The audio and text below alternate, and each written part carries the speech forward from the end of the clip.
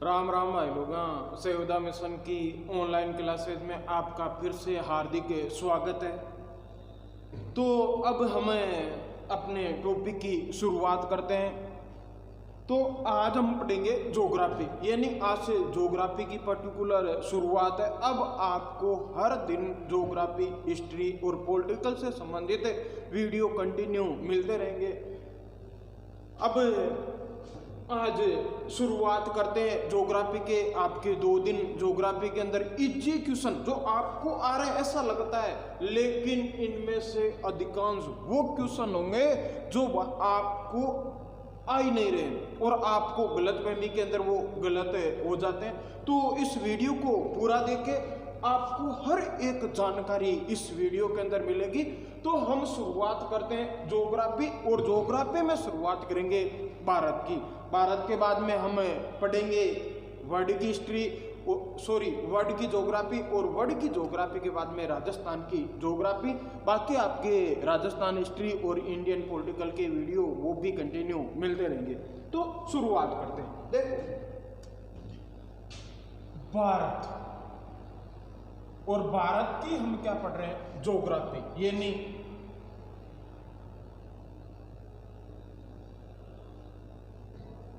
अब देखो, जब हम वर्ल्ड की हिस्ट्री की शुरुआत करेंगे उस समय ज्योग्राफी के पिता, फादर, ज्योग्राफी शब्द की उत्पत्ति, सभी के बारे में चर्चा करेंगे। आज हमारी चर्चा है किसके बारे में, ओनली फॉर इंडिया, यानी भारत के बारे में सामान्य जानकारी।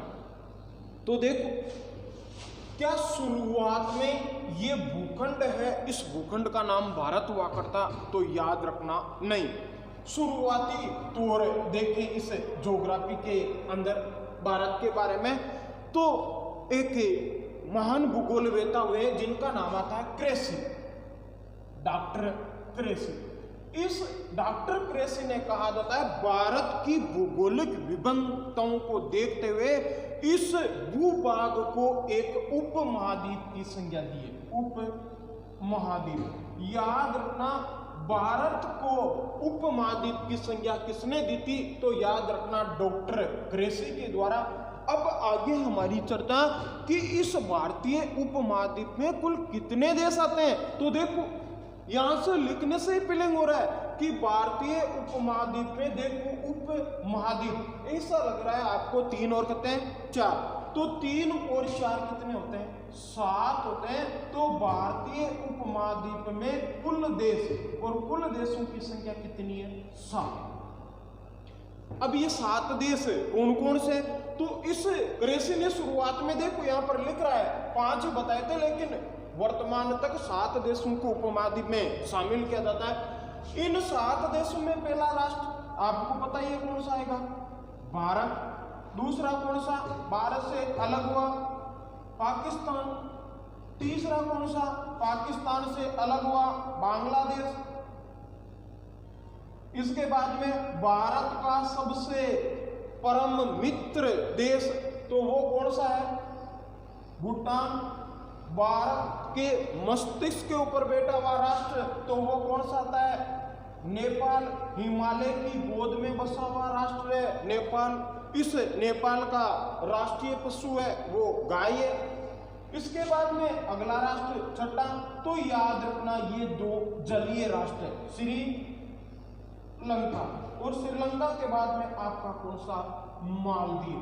देख, ये 7 राष्ट्र हैं। इन 7 देशों को किसकी संज्ञा दी गई है, भारतीय उपमहाद्वीप की संज्ञा दी गई है। अब इसके बाद में हम करते हैं भारत का नामकरण,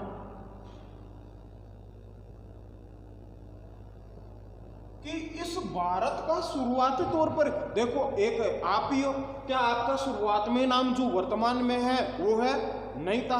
देखो, कोई ना आबुड़िया कहता, कोई ना गब्दो कहता, कोई ना धोलो कहता, कोई ना घीसो कहता, कोई ना ठल्लो कहता, यानी प्राचीन आपके नाम अलग अलग हुआ करते थे। लेकिन आज आपका डॉक्यूमेंट में पर्टिकुलर नाम है, उसी प्रकार का भारत का शुरुआत में नाम भारत हुआ करता था, तो याद रखना नहीं। तो भारत के कुल कितने नाम हुआ करते थे, इनके बारे में हमारी जानकारी। देखो, भारत के बारे में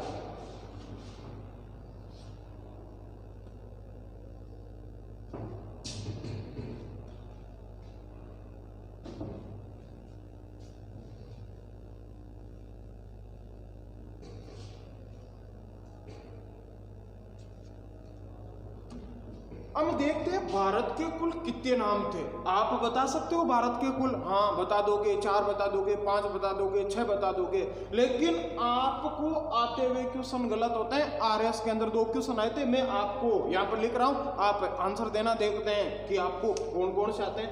तो पहला नाम भारत का नाम आर्यवर्त। कौन सा व्रत? आर्यवर्त। इसके बाद में दूसरा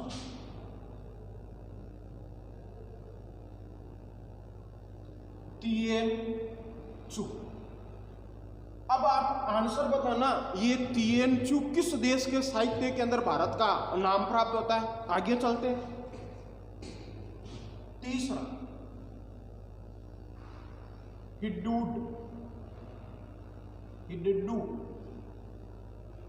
इसके बाद में आगे भारतवर्ष।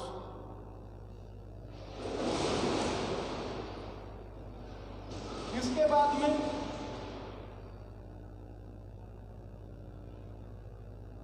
जम्बूद्वीप।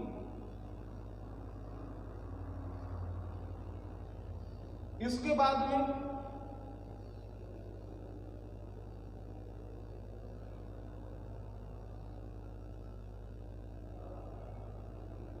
हिंदुस्तान। इसके बाद में इंडिया। इसके बाद में 8वां नाम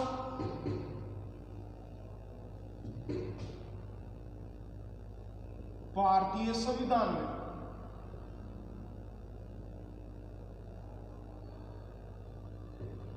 इसके बाद में आर्यव्रत है। इसके बाद में आपका सिंडर। इसके बाद में सत्य सेंदव। इसके बाद में आगे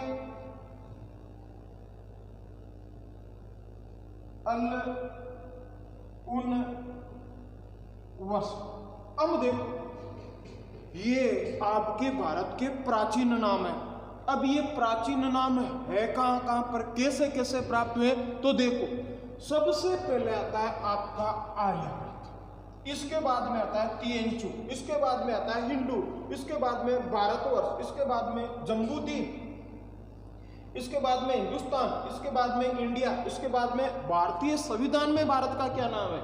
इसके बाद में सिंडर। इसके बाद में सप्त सेंधव। इसके बाद में उन वर्ष। तो हम देखते हैं हम शुरुआती चरण से आर्यवर्त। भारत का नाम आर्यवर्त पड़ा था आर्य लोगों के आगमन के बाद। अब ये आर्य भारतीय हुआ करते थे। तो देखो, अलग अलग इतिहासकारों के अलग अलग मत आते हैं। सबसे पहले कहा जाता है, इन आर्यों के बारे में आपके बाल गंगाधर तिलक ने बताया था। बाल गंगाधर तिलक, इन्होंने एक ग्रंथ लिखा था, द आर्कटिक ऑफ द वेदांत। इस आर्कटिक ऑफ द वेदांत में इन्होंने आर्यों का आगमन ध्रुव प्रदेशों से बताया था। देखो, द आर्कटिक ऑफ द वेदांत, इसके अनुसार आर्य लोगों का आगमन हुआ था। तो वो कहां से हुआ था? ध्रुव प्रदेशों से। क्यों? इसी ग्रंथ में इन्होंने बताया कि मैंने वेदों का अध्ययन किया है और वेदों के अंदर एक जगह 6 महीने के दिन और 6 महीने की रातों का क्या प्राप्त होता है? वर्णन। इसके बाद में मैक्स मूलर, जिनका प्रमाण सर्वाधिक सटीक माना जाता है, यानी दूसरे व्यक्ति कौन से थे?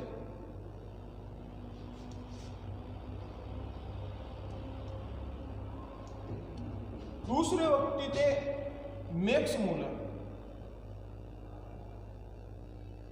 इन मैक्स मूलर ने भारतीयों को आर्यों का आगमन बताया था। वो कहां से बताया था? मध्य एशिया से बताया था। इसके बाद में महर्षि दयानंद सरस्वती जी ने बताया था, वो कहाँ से बताया था? तिब्बत से बताया था। इनके बारे में हम वैदिक सभ्यता में डिटेल से पढ़ेंगे। इसके बाद में आता है तिएनचू। ये ने क्वेश्चन आ जाए, चीनी साहित्य में भारत को क्या नाम दिया गया है? तो याद रखना तिएनचू, चीनी साहित्य में। अब देखो यहाँ पर चीन का नाम आता है, आपके जैन में एक दीवार का नाम आना चाहिए, और वो दीवार कौन सी है? चीन की दीवार। इस चीन की दीवार का निर्माण की शुरुआत कहा जाता है 852 बीसी में हुई थी। इस समय यहाँ का राजा हुआ करता था, राजा फुक्सी। तो कभी क्वेश्चन भी आ जाए, चीन की दीवार का निर्माण किसके समय हुआ था? राजा फुक्सी के समय। ये एक शासक के द्वारा नहीं बनाई गई थी, ये कहा जाता है अलग अलग शासकों के द्वारा इसका क्या करवाया था? निर्माण। ये इसकी निर्माण की शुरुआत हुई थी राजा फुक्सी के समय। अब देखो इसमें क्वेश्चन बन जाता है चीन की दीवार में कि अंतरिक्ष से दिखाई देने वाली विश्व की सबसे लंबी दीवार कौन सी है? तो वो कौन सी है? चीन की दीवार। इसी में दूसरा क्वेश्चन आता है कि अंतरिक्ष से दिखाई देने वाली विश्व की अंतरराष्ट्रीय सीमा रेखा कौन सी है जो रात्रि के समय दिखाई देती है? तो याद रखना रेड क्लिफ रेखा, रेड क्लिफ रेखा। किन देशों के बीच में? तो वो है इंडिया और पाकिस्तान के बीच में।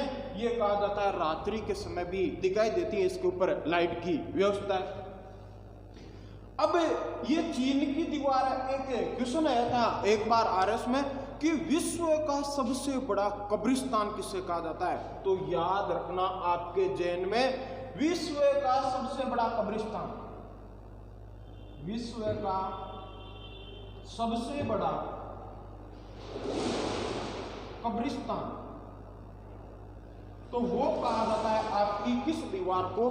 चीन की दीवार को। अब इसके बाद में हिंडू, ये नहीं क्वेश्चन आ दे आपके क्वेश्चन में पूछा भी जाता है कि एशिया शब्द की उत्पत्ति किस भाषा के शब्द से हुई है? तो वो आती है आपकी हिब्रू भाषा।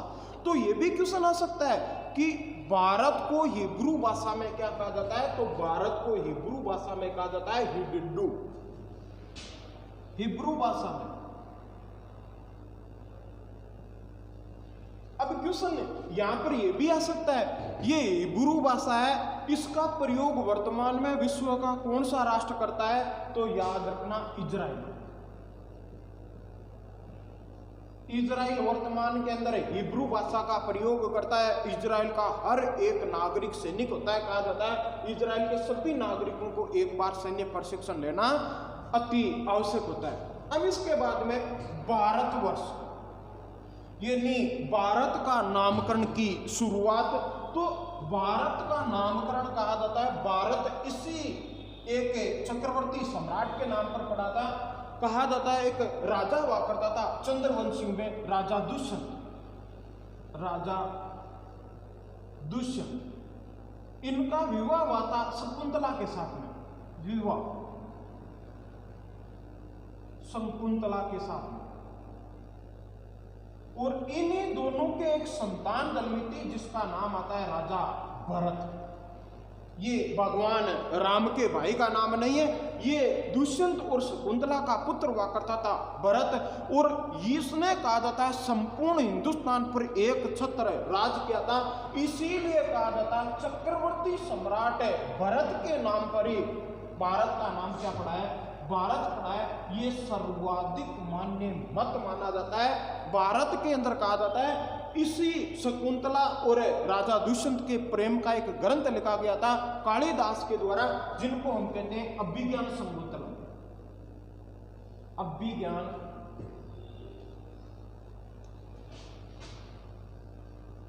अभिज्ञान शकुंतलम,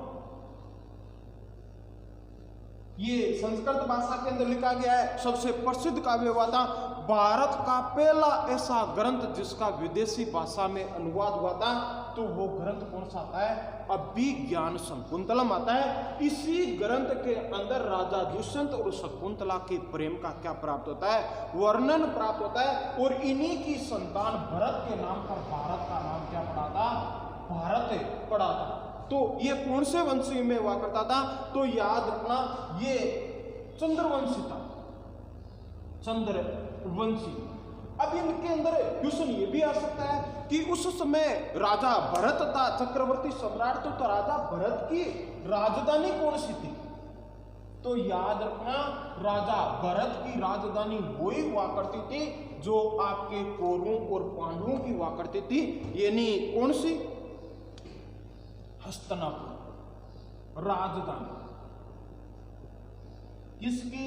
राजा भरत की, हस्तिनापुर। अब क्वेश्चन ये भी आ सकता है ये हस्तिनापुर वर्तमान में कहां पर है? तो याद रखना वर्तमान की दिल्ली कहां पर है? तो ये वर्तमान की दिल्ली है। वहां पर पहले कौन सा नगर था? हस्तिनापुर हुआ करता था। क्या शुरुआत में दिल्ली का नाम दिल्ली था? तो याद रखना नहीं, शुरुआत में इस दिल्ली को कहा जाता इंद्रप्रस्थ। तो यहां पर यह भी क्वेश्चन आपका आ सकता है कि दिल्ली का प्राचीन नाम क्या प्राप्त होता है? तो दिल्ली का प्राचीन नाम होता है इंद्रप्रस्थ। और यहाँ पर राजधानी हुआ करती थी चंद्रवंशियों की, और वो क्या कहलाती थी? हस्तिनापुर कहलाती थी। तो इसी राजा भरत के नाम पर भारत का नाम क्या पड़ा था? भारत वर्ष पड़ा था।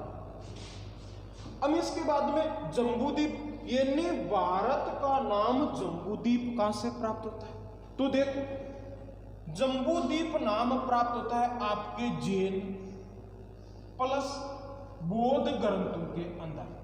देखो जैन और बौद्ध ग्रंथों में भारत का नाम है वो भारत नहीं प्राप्त होता है, वो क्या प्राप्त होता है? तो वो प्राप्त होता है जम्बूद्वीप। इसका नाम जम्बूद्वीप क्यों पड़ा था? कहा जाता है इस समय एक ग्रंथ लिखा था जैन मुनि हेमचंद्र सूरी द्वारा, हेमचंद्र सूरी। और इसी हेमचंद्र सूरी ने कहा जाता है कि आपका राजा हुआ करता था चंद्रगुप्त मौर्य, अखंड भारत का महान सम्राट। इस चंद्रगुप्त मौर्य को भारत का शासक नहीं बताया है, इसको किसका शासक बताया है? जम्बूद्वीप का शासक। याद रखना इसने चंद्रगुप्त मौर्य को किसका शासक बताया? तो जम्बूद्वीप का शासक बताया। क्यों बताया?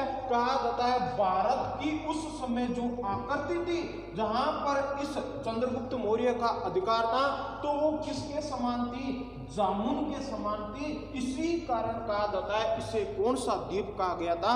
जम्बूद्वीप की क्या दी गई थी? संज्ञा। तो जैन और बौद्ध ग्रंथों में भारत का नाम कौन सा पड़ता है? जम्बूद्वीप पड़ता है। अब इसके बाद में आगे नाम इंडिया और हिंदुस्तान। अब देखो भारत का नाम हिंदुस्तान कैसे पड़ा था?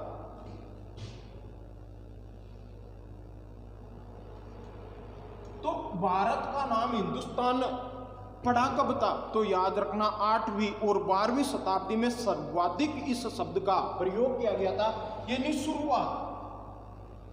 और यह शुरुआत हुई थी आपकी 8वीं शताब्दी में। अब आपके जहन में आता होगा कि गुरुजी 8वीं शताब्दी में शुरू नामकरण कैसे हुआ? तो देखो इस समय भारत पर आक्रमण की शुरुआत हो गई थी। ये हिंदुस्तान भारत का क्षेत्र, और भारत में गुजरात आपका सिंध पाकिस्तान वाला क्षेत्र, यहां पर क्षेत्र पड़ता था, उसका नाम था आपका अरब। और इनमें भारत के सबसे नजदीक था, इसका नाम था इराक और ईरान।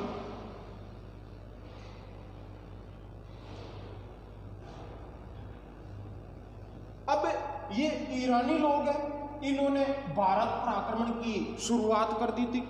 तो अब ये भारत पर आक्रमण करने आएंगे, तो यहां से एक नदी कालांतर में चला करती थी, उस नदी का नाम कौन सा नदी आता है?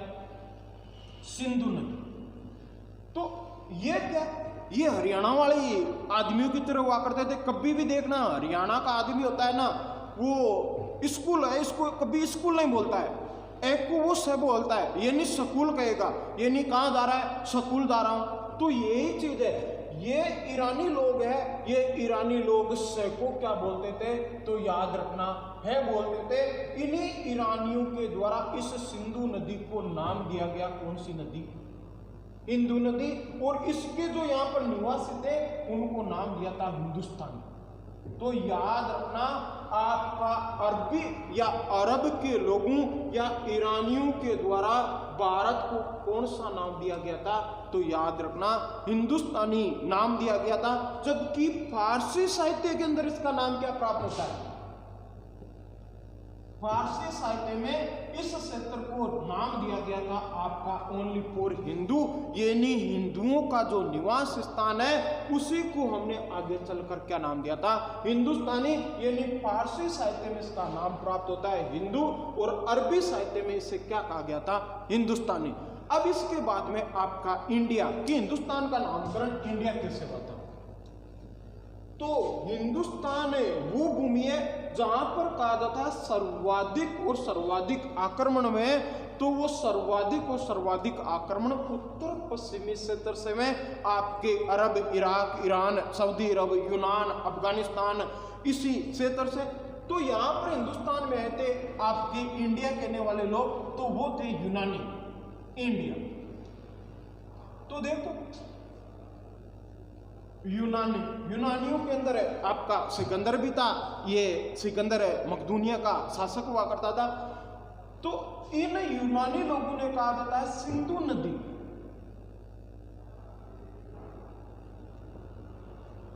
इस सिंधु को इंडस कहा था। क्यों सुना दे? ईरानियों के द्वारा सिंधु नदी को क्या नाम दिया गया था? इंडस नाम दिया गया था। और यहाँ के निवासियों को क्या कहा था? इंडियन कहा था।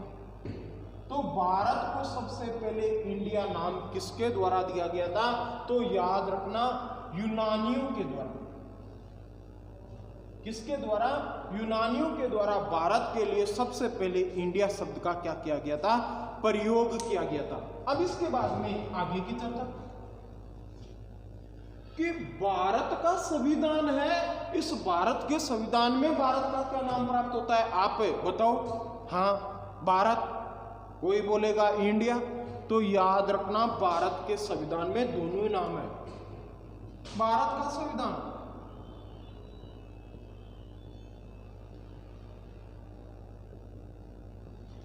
तो विश्व का एकमात्र ऐसा देश जिसके संविधान में दो नाम है, तो वो कौन सा देश का है? भारत का संविधान। भारत के संविधान में भारत और इंडिया दोनों शब्दों का प्रयोग हुआ है। तो इसमें लिखा हुआ है इंडिया, दैट इज भारत। याद रखना पहले किस शब्द का प्रयोग हुआ है? इंडिया शब्द का। तो क्या भारत का संविधान हिंदी भाषा में लिखा हुआ है? तो याद रखना नहीं, भारत का संविधान किस भाषा में लिखा हुआ है? अंग्रेजी भाषा में। और भारत के संविधान में दो नाम प्राप्त होते हैं, इंडिया, दैट इज भारत। अब इसके बाद में देखते हैं आपका आर्यावर्त। आर्यावर्त तो देख लिया, सप्त सिंधु। तो ये सप्त सिंधु का प्रयोग भारत के लिए नहीं हुआ था, भारत के एक भूखंड के लिए हुआ था। और वो था आपकी कौन सी घाटी? सिंधु घाटी सभ्यता। सप्त सिंधु, इसका प्रयोग भारत के भूखंड के लिए हुआ था, जिसका नाम आता है कौन सी? सिंधु घाटी सभ्यता। अब देखो आपके पुराण है, आपके वेद है, इनमें भारत का क्या नाम प्राप्त होता है? तो देखो पुराणों में, और पुराणों में कौन सा पुराण? विष्णु पुराण। इस विष्णु पुराण के अंदर भारत की जो ख्याति दी गई है वो क्या दी गई है? यानी हिंद महासागर का उत्तर का क्षेत्र, हिंद महासागर का उत्तर का क्षेत्र है, वह हिमालय का दक्षिण का क्षेत्र है। इस भूभाग को क्या नाम दिया गया था? तो भारत, यानी विष्णु पुराण के अंदर इस भूखंड को हिंद महासागर का उत्तरी और हिमालय के दक्षिणी क्षेत्र के नाम से पुकारा गया था। इसके बाद में आपका सिंडर, तो ये सिंडर नाम भारत के लिए नहीं था, ये उस समय यूनानियों के द्वारा दिया गया था। तो ये किसको दिया गया था? सिंधु घाटी सभ्यता को। तो याद रखना, क्यों? उस समय वो भारत को नहीं जानते थे, वो किसको जानते थे? आपकी हड़प्पा मोहनजोदड़ो सभ्यताओं को जानते थे। इन्हीं से वो क्या करते थे? व्यापार। तो उन्होंने उस समय भारत के लिए सिंडर शब्द का प्रयोग किया था। यानी ये शब्द किनके द्वारा दिया गया था? यूनानियों के द्वारा। तो यूनानियों के द्वारा क्यों दिया गया? क्या कारण था? तो कारण एक ही था, यूनानी लोग यहाँ पर कपास का क्या करते थे? व्यापार। यानी यहाँ पर सिंधु घाटी सभ्यता में कपास होती थी और कपास को यूनानी क्या कहते थे? तो याद रखना, कपास को यूनानी कहते थे सिंडर। इसीलिए इस क्षेत्र को नाम दे दिया आपका कौन सा? सिंडर का क्षेत्र। अब इसके बाद में आगे की चर्चा, तो ये भारत का नामकरण। अब देखते हैं हम भारत के बारे में बाकी की चीजों की चर्चा। देखो, ये वो चीजें जिनमें अधिकांश चीजें आपको आती भी है, अधिकांश चीजें आपको नहीं भी आती है, लेकिन इनमें से जो क्वेश्चन पढ़ते हैं वो कम ही लड़कों के क्या होते हैं? सही, क्योंकि आपको और कॉन्फिडेंस मार देता है। ये वो क्वेश्चन थे जो कहीं न कहीं एग्जामों में पूछे गए थे। अब इसके बाद में हमारी चर्चा भारत। हम भारत की चर्चा होगी, इससे पहले भारत का क्या बनेगा? नक्शा। हम क्वेश्चन आ जाए, नक्शा कह सकते हैं, मैप कह सकते हैं, मानचित्र कह सकते हैं। तो सबसे पहले क्वेश्चन यही आता है कि भारत का सबसे पहले मानचित्र किसके द्वारा बनाया गया? देखो, आपको मैं एक क्वेश्चन पूछता हूं, जो बड़े इंटेलिजेंट समझते हैं अपने आप को। क्वेश्चन ये बता दो कि विश्व के मानचित्र की सबसे पहले कल्पना किस व्यक्ति के द्वारा की गई थी? विश्व के मानचित्र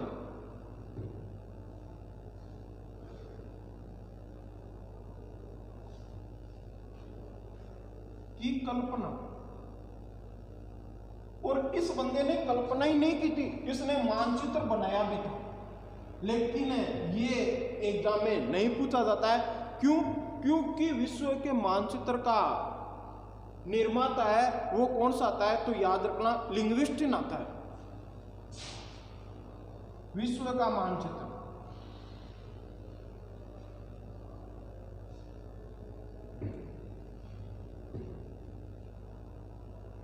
का निर्माता कौन था?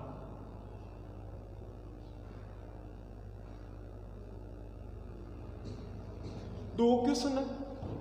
ये क्वेश्चन इंडिया से संबंधित है, ये क्वेश्चन विश्व से संबंधित है। ये क्वेश्चन आपके एग्जाम में पूछा जाता है। ये क्वेश्चन कभी भी नहीं पूछा गया था, सिर्फ एक बार आपके इंटरव्यू के अंदर पूछा गया था कि विश्व के मानचित्र का सबसे पहले किस भारतीय ने निर्माण किया था। तो देखो, विश्व का सबसे पहले मानचित्र बनाया था तो वो बनाया था आपके महर्षि वेदव्यास ने।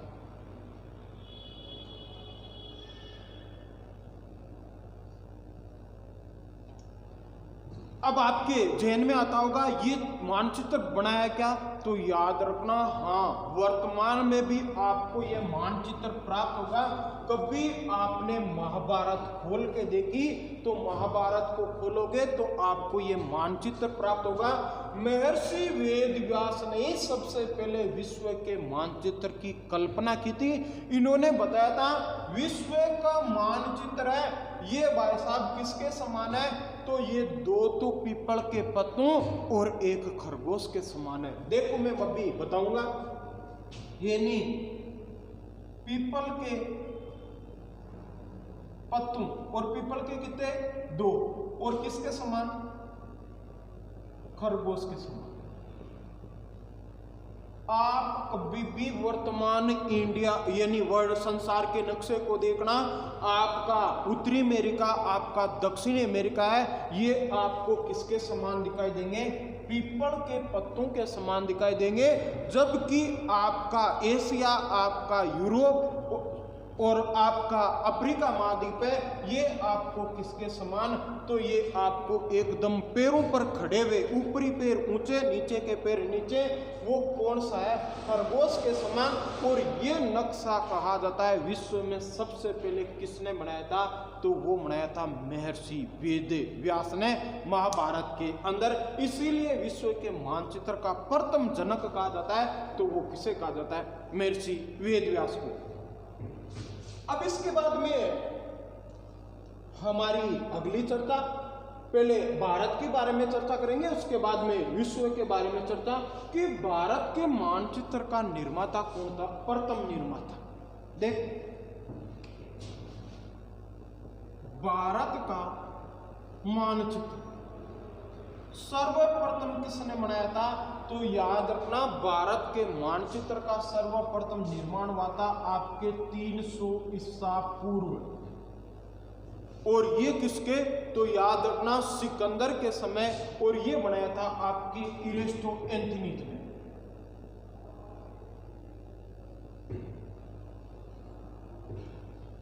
भारत के प्रथम मानचित्र का निर्माण आपके कहा जाता है यूनानी विद्वान हुआ करता था, और यूनानी विद्वान किसने किया था, इरेस्टोएंथीनीज ने,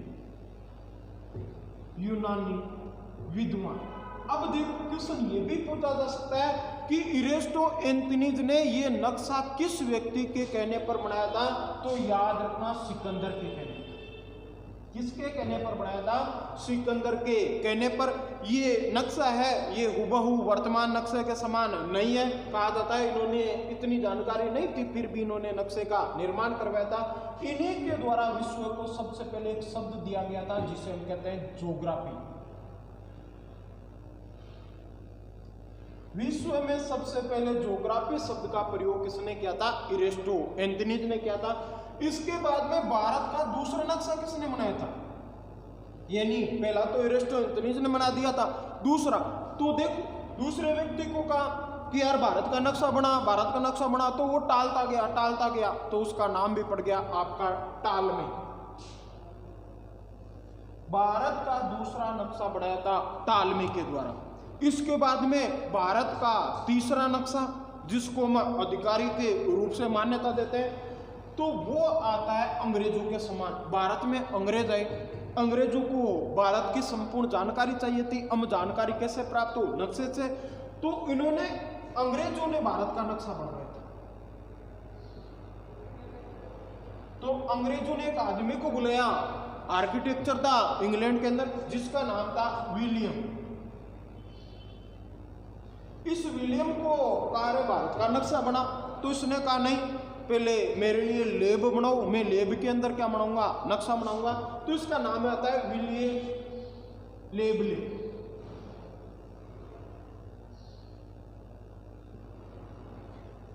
अभी ये भारत का नक्शा बना रहा था, इतना चौड़ा विशाल भारत कैसे नक्शा बनाए, कहा जाता है नक्शा बनाते बनाते भाई साहब ये आपका स्वर्ग से दार गया। इसके बाद में अंग्रेजों ने दूसरे व्यक्ति को बुलाया, और उस दूसरे व्यक्ति ने कहा जाता है भारत के नक्शे का निर्माण करवाया था, जिसका नाम आता है आपका जॉर्ज एवरेस्ट। ये भारत का महान सर्वेक्षक था जॉर्ज एवरेस्ट। इसने कहा जाता है भारत के प्रथम मूल नक्शे का क्या किया था, निर्माण किया था। ये नेपाल तक गया था, और कहा जाता है इसने प्रथम बार आपका माउंट एवरेस्ट है, इसकी ऊंचाई का वास्तविक अनुमान लगाया था सबसे पहले। इसीलिए बाद में कहा जाता है इस माउंट एवरेस्ट का नाम जॉर्ज एवरेस्ट के नाम पर ही पड़ा था। अब आपके जहन में आता है तो एवरेस्ट का नाम पहले क्या था, तो याद रखना XV, यानी प्राचीन नाम आपका माउंट एवरेस्ट का तो प्राप्त होता है, तो वो क्या प्राप्त होता है, XV प्राप्त होता है। तिब्बत के लोग इसको चोमुलुंगमा कहते हैं, और नेपाल के लोग इसको सागरमाथा कहते हैं। आगे इसकी पूरी जानकारी प्राप्त करेंगे। तो भारत का अंग्रेजों के द्वारा जो नक्शा बनाया गया था, तो वो विलियम लेबले और कहा जाता है जॉर्ज एवरेस्ट के द्वारा निर्मित था।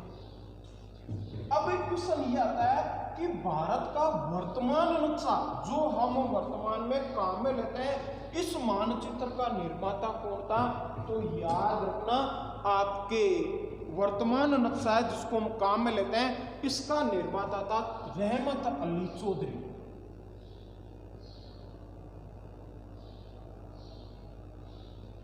ये वही बंदा है जिसका जन्म आपके पंजाब में हुआ था, बाद में पाकिस्तान चले गए थे। इन्हीं के द्वारा कहा जाता है पाकिस्तान शब्द दिया गया था। कभी क्वेश्चन ये भी पूछा जा सकता है पाकिस्तान शब्द देने वाला पहला व्यक्ति कौन था, तो पाकिस्तान शब्द रहमत अली चौधरी ने दिया था। इसने 1947 के अंदर जो नक्शा बनाया था तो वो भारत का नहीं बनाया था, इस बंदे ने किसका बनाया था, पाकिस्तान का बनाया। और पाकिस्तान का बनाया तो भारत का अपने आप ही बन गया, क्योंकि उस समय पूर्वी पाकिस्तान और पश्चिमी पाकिस्तान दो क्षेत्र हुआ करते थे। तो भारत के वर्तमान मानचित्र का जनक रहमत अली चौधरी को कहा जाता है। इसके बाद में कहा जाता है भारतीयों ने, भारत के मौसम विभाग ने, भारत के आर्किटेक्चर विभाग ने अपने अपने तरीके से क्या बनाए, नक्शे बनाए। तो आधुनिक भारत के नक्शे का जन्मदाता रहमत अली चौधरी को कहा जाता है। अब हम पढ़ते हैं भारत के कुल राज्य, इनकी राजधानियां और इनसे आने वाले छोटे मोटे क्वेश्चनों के बारे में। जस्ट अभी आपका अगला टॉपिक आज ही अपलोड करवा दिया जाएगा। ओके बाय, जय हिंद, जय भारत।